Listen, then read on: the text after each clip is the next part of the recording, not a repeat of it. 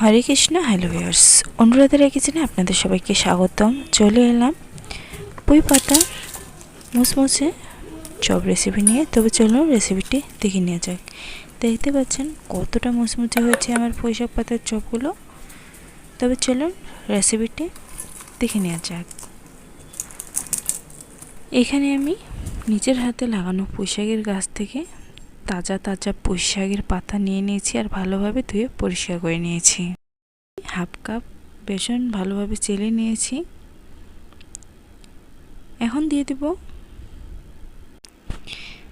এখন আমি দিয়ে দেব পরিমাণ মতো লবণ আর দিয়ে দিব সামান্য পরিমাণে একটু চিনি আর দিয়ে দেব সামান্য পরিমাণে একটু বেকিং সোডা। শেষে দিয়ে দিব ভাজা জিরা গুঁড়ো হাফ চা চামচ। আর সবগুলো উপকরণ ভালোভাবে মিশিয়ে নিয়ে সামান্য পরিমাণে করে জল দিয়ে একটা সফট একটা ব্যাটার বানিয়ে নিব। এই বেসনের ব্যাটারটা আমি বেশি ঘন করব না, হাতের সাহায্যে ভালো করে ব্যাটারটা মেখে নিচ্ছি।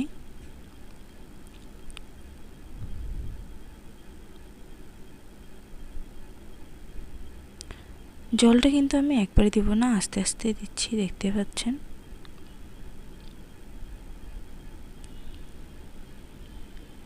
এই তো বেসনের ব্যাটার আমার রেডি। এখন চলে যাব চুলায় কড়াই আমি তেল গরম করে নিয়েছি আর পুঁই শাক পাতাটা বেসনের মধ্যে ডুবিয়ে তেলের মধ্যে দিয়ে দেব।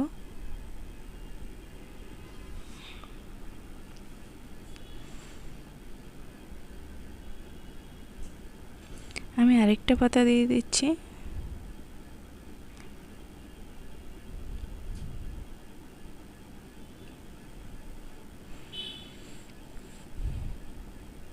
এক পাশে হয়ে গেলে অপর পাশে আমি উল্টে দেব।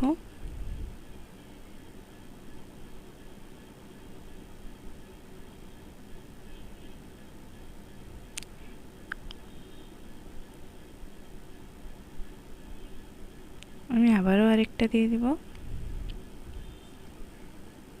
এভাবে উল্টে পাল্টে আমি পুঁই পাতার চপগুলো ভালোভাবে লাল লাল করে ভেজে নেব।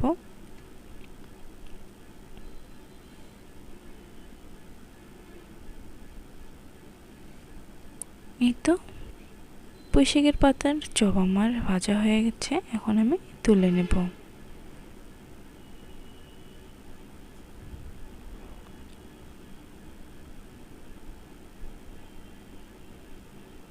আমি আবারও একটা দেখে দিচ্ছি। দেখতে পাচ্ছেন কতটা ফুলকো হচ্ছে আমার পুঁই পাতা বড়াগুলো।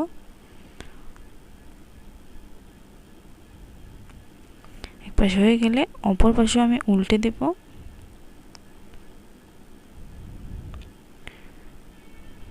আপনাদের কাছে একটা অনুরোধ থাকবে, ভিডিওটি লাইক শেয়ার কমেন্ট করে সাবস্ক্রাইব করে পাশে থাকবেন আর পাশে থাকা বেল আইকনটি বাজিয়ে দিবেন যাতে করে সবার প্রথমে ভিডিওটি আপনাদের কাছে পৌঁছে যায়।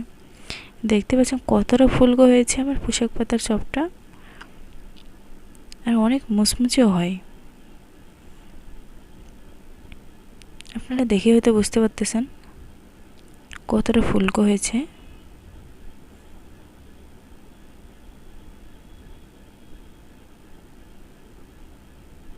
আমি এখন তুলে নেব।